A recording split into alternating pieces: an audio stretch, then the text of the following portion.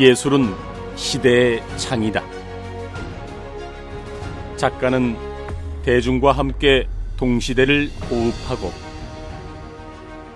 자신만의 언어로 현실을 표현한다. 시대가 안고 가는 사회, 경제, 문화에 대한 어떤 이데올로기 이런 것들에 대한 문제들, 이런 문제들이 과연 작가들이 같이 그것을 갖다 고민하고 부대꼈을 때 어떤 것으로 흘러서 나오느냐. 그래서 이 시대 정신이 중요하다. 빛과 그림자, 선과 색채, 그리고 화폭 위의 질감. 화가의 붓끝엔 때론 좌절과 절망이, 희망과 용기가, 또 때론 울분과 저항이 묻어있다. 예술은 언제나 그렇게 시대와 역사를 반영한다.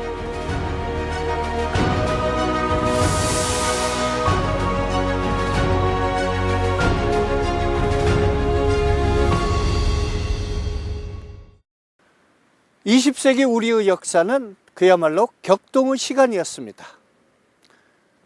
500년을 이어오던 조선 왕조가 망하고 일제의 식민 지배와 곧 이어 일어난 한국전쟁, 그리고 긴 독재의 세월을 지내왔죠. 근현대라 불리는 이 1900년대는 우리의 역사 중 가장 암울한 시기인 동시에 가장 급변하는 시기이기도 했는데요. 미술의 세계에서도 이러한 역사의 혼란과 변화가 그대로 반영되고 있습니다. 박수근, 이중섭, 나혜석, 김환기, 천경자, 그 이름만으로도 존재감을 드러내는 화가들. 오늘 이 시간에는 지난 세기의 예술가들이 남긴 한국 근현대 미술 100년의 명화를 만나봅니다. 이 땅에 서양 미술이 들어오기 시작한 1900년대부터 이후 100여 년의 시간까지 치열하게 활동해온 한국 근현대 대표 작가들, 그들의 작품을 한자리에서 감상할 수 있는 전시가 정읍 시립미술관에서 열리고 있다. 이번 전시회에선 구한말 활동했던 1세대 근현대 미술가는 물론 1900년대 초 유학파 모더니스트 화가들, 그리고 90년대를 대표하는 작가들까지 한국 화단에서 자신만의 스타일로 일가를 이룬 스타 작가 49명의 작품 70여 점을 만날 수 있다. 이번 여기 정읍 전시는 한마디로 관객 입장에서는 놀람 그 자체일 것입니다. 미술사적 바탕을 기본으로 한 각 시대마다 대표 작가의 대표 작품을 망라했다는 점, 그 체계적 체계성, 이것이 상당히 두드러진 특징이 됩니다. 그래서 이 전시만 보시면 20세기 한국 미술의 주요 특징이 무엇이다를 이해할 수 있게끔 컬렉션이 되어 있고 그걸 반영한 전시라고 봐집니다. 전시실에 들어서자마자 시선을 붙드는 작은 작품 한 점. 우리나라 최초의 여성 서양 화가 나혜석의 작품이다.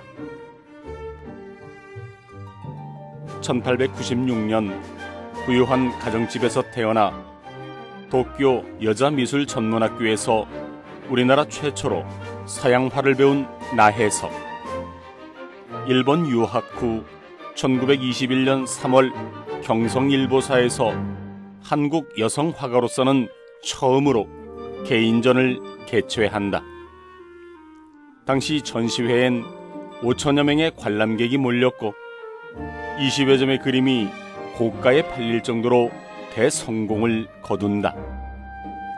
나혜석은 생전에 한 300점 작품을 발표했는데 지금 남아있는 작품은 뭐 10점 안팎 아주 희귀한 사례에 해당합니다. 화가로서의 나혜석은 유전작이 희귀하다는 그 점 때문에 상당히 불리한 입장에 있는 작가죠. 최초의 근대기의 여류 유화가로 1910년대에 새로운 미술의 장을 펼친 선구자인데 불구하고 화가로서의 나혜석은 좀 안타까운 면이 있습니다. 화가로서의 명성보다 여성운동가로서 이름이 더 알려진 나혜석. 그녀는 변호사이자 외교관이었던 김우영과 결혼한 이후 프랑스로 여행과 그림 공부를 떠났다가 파리 외교관인 최린과 사랑에 빠진다. 이에 남편이 이혼을 요구하자 나혜석은 이혼을 받아들일 수 없다며 원고지 1,500장 분량의 이혼 고백서를 발표한다. 조선의 남성이란 인간들은 참으로 이상하고 잘나건 못나건 간에 그네들은 적실, 후실의 몇 집 살림을 하면서도 여성에게는 정조를 요구하고 있구려. 하지만 여자도 사람 이외다. 조선의 남성들아, 그대들은 인형을 원하는가? 늙지도 화내지도 않고 당신들이 원할 때만 안아주어도 항상 방긋방긋 웃기만 하는 인형 말이오. 나는 그대들의 놀이개를 거부하오. 나혜석이라고 하는 작가는 살아온 삶 자체가 근대 시기의 신여성으로서의 그런 그 삶을 보여주고 있습니다. 그 치열한 삶과 그림에 대한 열정이 그 작품에 그대로 남아 보여지기 때문에 그 신여성으로서 갖고 있는 당시의 어떤 그 사회에 대한 의식, 그리고 여성으로서 사회 활동을 하는 여성 화가로서의 어떤 개척 정신, 이런 부분들도 그림에 잘 나타나 있다고 생각합니다. 조선 사회를 뒤흔든 이혼 고백서. 이 일로 나혜석에겐 우리나라 최초의 페미니스트라는 수식어가 붙었지만 그녀는 여자 미술학사를 설립하고 여전히 붓을 놓지 않으며 화가로서의 자존감을 지켜낸다. 굉장히 의미가 있는 작품이고요. 녹동풍경의 경우에도 붓터치가 상당히 표현적이고 야수파적이라고 할 수도 있는데요. 그 자신감 넘치는 그런 붓터치를 느낄 수가 있습니다. 그 당시의 어떤 그림의 분위기라든가 이런 것들을 생각한다면 상당히 앞서 나가고 파격적인 그림이라고 할 수 있습니다. 나혜석의 녹동 풍경처럼 야수파적인 강렬한 색채와 거친 붓터치를 엿볼 수 있는 또 다른 작품. 이제는 역사의 뒤안길로 사라진 중앙청이 멀리 북악산을 배경으로 서 있다. 구본흥의 중앙청이 보이는 풍경이다. 구본흥 작가님은 그 자체로도 한국의 로트렉이라고 불리울 정도로 의미가 있는 작가입니다. 그 한국의 야수적인, 그러니까 표현적인 붓터치라고 하는 그런 어떤 작품이 굉장히 특징적이시고요. 강렬한 붓터치와 과감한 원색을 선호하는 야수파. 일제강점기 구본흥은 이 야수파의 영향을 받아 자신만의 독창적인 작품 세계를 만들어낸다. 구본흥은 어렸을 때 신체에 이상이 와서 꼽추 화가인데 제대로 키가 성장하지 않았죠. 꺽다리라고 소문난 시인 이상과 친구인데 둘이 같이 걸으면 난장이와 꺽다리라고 공마다 나왔다고 서커스다 나왔다고 동네 아이들이 쫓아다녔다는 이런 일화가 있어요. 그렇지만 상당히 30년대에 개성적인 화풍을 일군 화가입니다. 절친한 시인 이상의 얼굴을 그린 우인상은 몇 점 남지 않은 구본흥의 대표작이다. 사실 그의 작품들은 한국 전쟁 당시 폭격으로 다 소실되고 현재 남아있는 작품은 손가락으로 꼽을 정도다.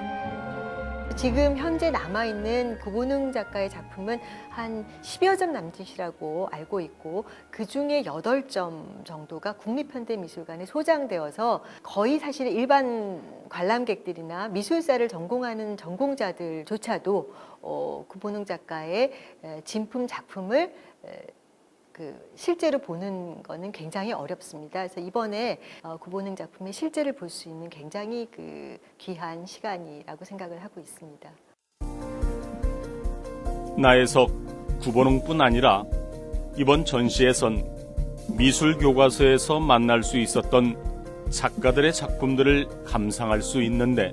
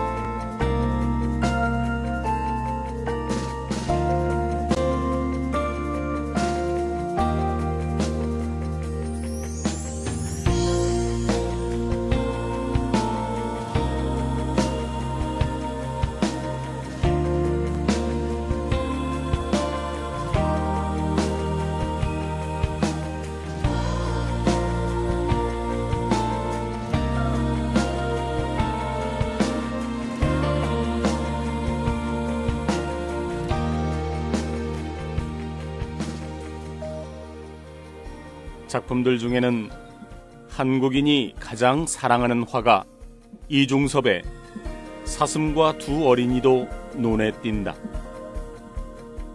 그의 작품엔 유독 어린 아이들이 자주 등장하는데 궁핍한 삶을 살았지만 사랑하는 두 아들과 지냈던 행복한 시간들을 따뜻한 색채로 남겨놓았다. 보통 이중섭 선생님은 소의 작가로 보통 이중섭의 소 그러잖아요. 유명하지만 사실은 이중섭 화가는 아이들과 그다음에 가족에 대한 사랑 이런 어떤 주제와 소재로 훨씬 더 많은 그림을 그렸습니다. 이 작품에 보여지는 두 아이들은 아마도 이중섭 화백의 두 아들로 지금 이제 생각이 되고 항상 많은 소재에서 아이들이 행복하게 즐겁게 경쾌하게 뛰어놀고 노는 그림들이 많이 있는데요. 사실은 이중섭 선생님이 생활고로 인해서 아내와 아이들을 일본에 있는 친정으로 보냅니다. 그래서 거의 평생을 이 두 아이들이 보고 싶어서 그 그리움을 소재로 한 그림들, 가족과 아이들에 대한 사랑을 표현한 작품이 많은데 그리움이 크면 클수록 작품은 더 따뜻하고 더 경쾌하고 더 평화롭고 그런 그래서 작품 속에서 작가의 바램과 작가의 그리움이 온전히 드러나 있는 그런 작품이라고 할 수 있습니다. 일제 말에 이중섭이 소속한 조선 신미술가협회라는 단체가 있었어요. 신미술가협회 회원들이 동물 그림을 아주 즐겨 그렸어요. 이 사람들이 일본 유학생 출신이지만은 일본에는 그런 소가 없어요. 그래서 소 자체가 더군다나 식민지 시절에 그 소를 선택했다는 자체가 민족 의식을 반영한 그런 작품이다. 이렇게 볼 수가 있죠. 이중섭과 더불어 소 그림으로 이름을 남긴 김경의 작품 소를 감상할 수 있다. 소박하고 우직한 모습의 소에는 작가 자신의 마음이 가득 배어 있다. 이제 막 눈을 뜨고 일어나려는 소를 통해 작가 김경은 전쟁 직후 비극적 상황에서도 다시 일어나려는 의지를 표현했다.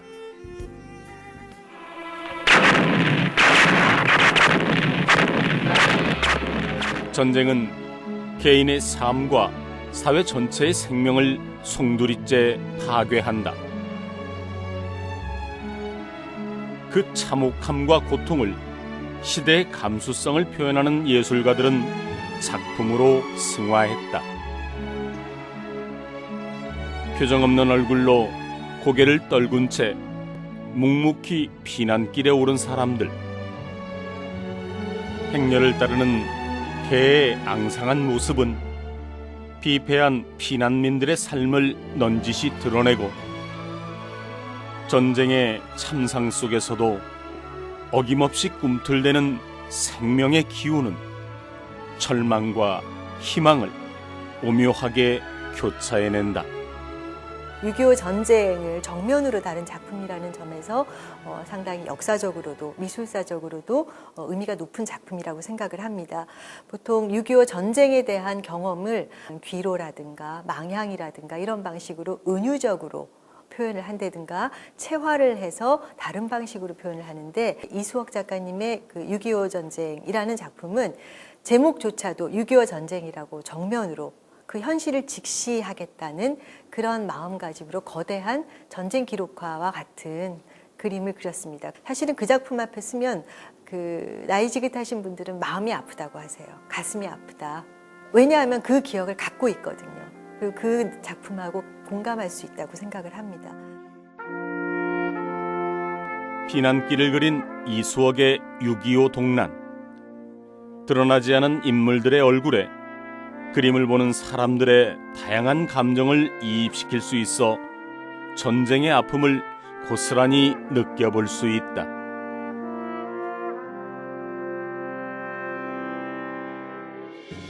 가난과 굶주림이 익숙하던 60년대, 서민들의 삶을 따뜻하고 소박하게 표현해낸 박수근.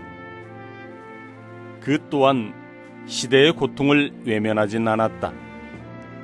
힘들고 암울했던 시대를 작가는 자신만의 방식으로 표현했다.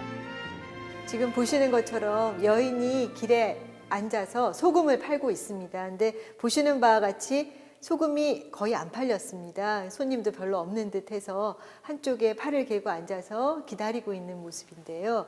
이 모습을 보면은 일견 모습이 평안해 보인다라고 보실 수도 있겠지만, 어쨌든 이 소금을 팔아야지 저녁 찬거리를 살 수 있고 밥을 할 수 있기 때문에 어떻게 해야 되나라고 하는 어떤 그런 고민들, 삶의 무게가 느껴지는 이 어깨의 선을 보시면은 그런 어떤 어려운 경제 상황 속에서, 생활 환경 속에서의 어떤 그 삶의 무게나 이런 것들이 느껴지는 그런 작품이라고 할 수 있습니다. 많은 분들이 좋아하는 저는 이유 중에 하나가 흔히 질감이라고 그럴까요? 다른 작가들의 그 유화 작품에서 볼 수 없는 굉장히 투박하면서도 거칠지만 어떻게 보면 또 굉장히 다가오는 듯한 느낌인데, 말씀하신 것처럼 굉장히 그 투박한 느낌이 있죠. 그래서 이 지금 보게 되면 마치 우리나라의 그 화강석의 네, 그런 돌처럼 투박한 느낌의 어떤 유화를 그 지금 표현을 하셨는데, 이 작품은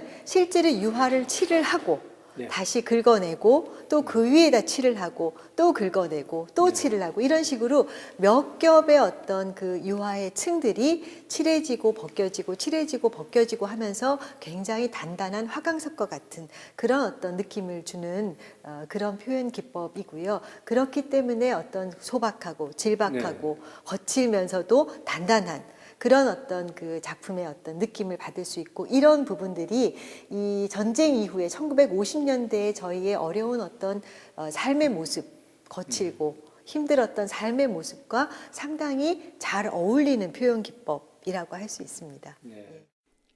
노동으로 미군 부대 PX에서 초상화를 그려주는 일로 생계를 유지했던 가난한 화가 박수근. 고단한 삶 속에서 그는 삶의 힘겨움을 탓하는 대신 서민들의 거룩한 세계를 화폭에 담아냈다. 착하고 선한 사람들의 사는 이야기를 자기는 그린다, 그런 이야기를 하셨는데, 박수근 선생님은 우리들의 사는 이야기죠. 삶 이야기. 일제 식민지 시대와 그다음에 전쟁 이후, 전쟁 때, 그다음에 전쟁 이후에 그 사람들의 사는 모습, 특히 농촌 사람들의 사는 모습을 아주 질박하게 또 어렵지도 않게 잘 표현을 하셨죠. 이수옥과 박수근이 우리나라 근현대의 비극적 역사와 사회 현실을 표현한 데 반해 장욱진은 좀 달랐다. 일제강점기 암울한 시대 속에서도 마치 삶의 각박함을 이겨내려는 듯 한편의 동화처럼 천진한 그림을 그려냈다. 제가 초등학교 2학년 오래 가르쳤잖아요. 그 초등학교 2학년 아이들과 그림을 그려보면 어쩌면 그렇게 장욱진 선생님께서 그린 그림이 초등학교 2학년 아이들의 그림을 닮았는지. 어두운 밤을 암시하듯 검붉은 색감이 먼저 들어오는 나무와 새는 장욱진이 즐겨 다뤘던 소재인 나무와 새 그리고 달이 등장한다. 나무는 동그라미로, 새는 머리와 몸통, 다리를 최대한 간략화해 작가 특유의 군더더기 하나 없는 조형미를 드러냈다. 또한 장욱진은 생명을 상징하는 자연물을 통해 세상을 따뜻하게 감싸는 풍경을 그려냈다. 단순해요. 복잡하지 않고 담백하고 굉장히 동화적이고 그러면서도 굉장히 우리들의 삶을 따뜻하게 이렇게 그려 보여주는 시골 풍경들을 많이 또 그분도 그리세요. 강아지, 정자, 시골 농부들 앉아있는 모습들 이런 모습들이 굉장히 천진난만한 그런 그림이죠. 거의 시적인 어떤 그 영감을 불어넣기도 하고 마치 시를 써놓은 것 같은 동시를 써놓은 것 같은 그런 느낌이 드는 화가지요. 이 작품은 박고석 선생님의 백표사라는 제목의 작품인데요. 산의 화가라고 불리는 박고석은 오로지 산 앞에서 느끼는 긴장감만을 화폭에 담아냈다. 그의 산은 언제나 힘과 생명이 꿈틀댄다. 제가 어렸을 때 그분 작업실을 갔던 적이 있습니다. 가면은 일단 작업실 아트리에 문을 열고 들어가면은 다른 분의 작업실에 비해서 테레핀 닌시드 유화 냄새가 꽉 찹니다. 대부분의 작가들은 색을 조금씩 놓고 이렇게 섞고 이러는데 이분은 주로 나이프라든가 굵직굵직한 펜으로 이 화면에 마티리얼이라고 합니다. 질감을 아주 덮벅덮벅 바르는 분이세요. 그래서 저 정도로 저렇게까지 막 발랐을 때는 그 어렸을 때 제 생각에는 얼마나 물감비가 많이 들어갈까 할 정도로 이렇게